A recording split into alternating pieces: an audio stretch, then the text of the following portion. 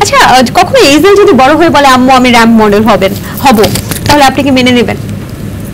হ্যাঁ, কেন নয়, এটা ও সিদ্ধান্ত নিবে যে ও কি হবে। আর কোনো ইচ্ছে নেই এইজেল কি বানাবেন? আমার সবসময় একটা প্রফেশন খুব ভালো লাগে, ডক্টর।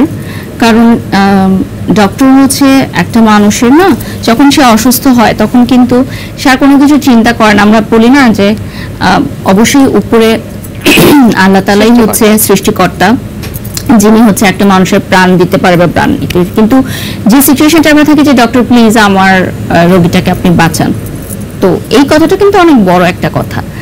তো আমি সবসময় মনে করি যে যেটা আমি পূরণ করতে পারি নাই বা ওর বাবা যেটা পূরণ করতে পারেনি ওটা আমাদের মেয়ে পূরণ করবে। তো ডক্টর প্রফেশনটা আমার কাছে খুব ভালো লাগে।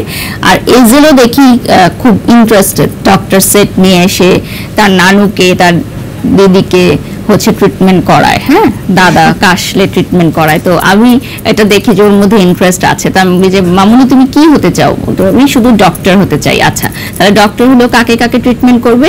শুধু দিদিকে ট্রিটমেন্ট করবে, মানে ওর দাদিকে ট্রিটমেন্ট করবে, আর কাউকে ট্রিটমেন্ট করবে না। মানে এটা আমার কাছে খুব মজা লাগে। তো এটা আসলে ওর উপর ডিপেন্ড করে যে ও কি হতে চায়। এবং যেমন আমি যে সেক্টরে কাজ করছি ব্র্যান্ড প্রমোটিং, এটাও কিন্তু আমি কখনোই ভাবি না যে এই সেক্টরে আমি কাজ করব, কারণ এই সেক্টরটা তখন আসেই নাই। তো যখন তখন বড় হবে ইনশাআল্লাহ তখন তো দেখা যাবে আর অন্য অন্য অনেক সেক্টর ক্রিয়েট হয়ে গেছে, সেগুলোতে হয়তো কাজ করতে পারে। বারিশা হক মেকআপ দিয়ে সুন্দর না মেকআপ ছাড়া সুন্দর, আপনার কাছে কি? আমি মনে করি একটা মানুষের সৌন্দর্য হচ্ছে তার মনটা, সেটা মেকআপ দিয়ে হোক বা মেকআপ ছাড়া হোক, তার কথায় তার আচরণে তার শিষ্টাচারে বোঝা যাবে যে সে কতটা সুন্দর। আপনি অনেক দামি ড্রেস পরলেন, আপনি অনেক দামি মেকআপ নিলেন, বাট আপনি মানুষের সাথে খারাপ আচরণ করলেন বা আপনি একটা জায়গায় গেলেন যেখানে আপনার উপর সবাই বিরক্ত হলো, যেমন আজকে আমি সেটে এসেছি। ওয়ালটন মাইক্রোওয়েভ ওভেনের খাবার গরম রাখে দীর্ঘ সময় ধরে। Walton microwave oven.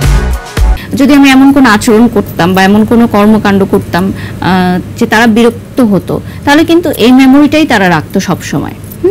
তো মানুষকে একটা গুড মেমোরি দেওয়াটাই আমি মনে করি একটা আসল মনুষ্যত্বের পরিচয়, নট যে makeup or without makeup doesn't matter. এই কথার সাথে আমি একমত। আমি এই পর্যন্ত তো যতবার বারিশা আপুকে দেখেছি যে সব সময় তিনি টাইম মেইনটেইন করে খুব সুন্দর, মানে তিনটা মানে তিনটাই। এবং আরেকটা ভালো ব্যাপার হচ্ছে ওনাকে দেখলে অনেক বেশি মুডি মনে হয়, কিন্তু উনি আসলে এরকম মুডি না, তাই না? না, আমি সবাই মুডি বলে কেন, অহংকারী বলে কেন? অহংকারী না, মানে আমি একটু কম কথা বলি এবং আমি কম কথা বলতে পছন্দ করি। কারণ কি আমাদের মেয়েদের উচিতই আসলে একটু পার্সোনালিটিটা এরকম থাকবে। যেমন অনেকে আমাকে বলে যে এতদিন আপনি মিডিয়ায় কাজ করেছেন, আপনাকে কেউ কুপ্রস্তাব দেয়নি, আপনাকে কেউ গিভ এন্ড টেকের অফার দেয়নি? না, দেয় নাই, কারণ সেই সাহসটাই তারা কখনো পায় নাই। আমি ওভাবেই চলেছি একদম। যখন বারিশা হক ছিলেন না, মানে আজকে বারিশা হক কেউ দেয়নি, নেভার। কারণ ওই যে সবাই এটাই জানতো যে আমি খুব মুডি, আমি খুব রাগী, আমি খুব অহংকারী। মানে এইটুকু পার্সোনালিটি একটা মেয়ের থাকতে হবে যে তাকে দুটা কথা বলার আগে মানুষ চিন্তা করবে।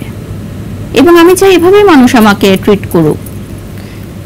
কারণ আমাদের সমাজে আপনি দেখবেন যে যে মেয়েরা খুব বেশি মিশুক বা খুব বেশি মিশে যায়, এটা খারাপ না, মিলিয়ে দেখবেন আপনি, তাদেরকে সেসব মেয়েদেরকে মানুষ খুব ইজি গোয়িং মনে করে।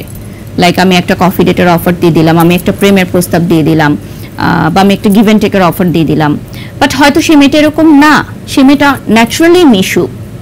তো এই জিনিসটা আমি যখন ফিল করেছি তখন আমি নিজেকে একটু গুটিয়ে নিয়েছি।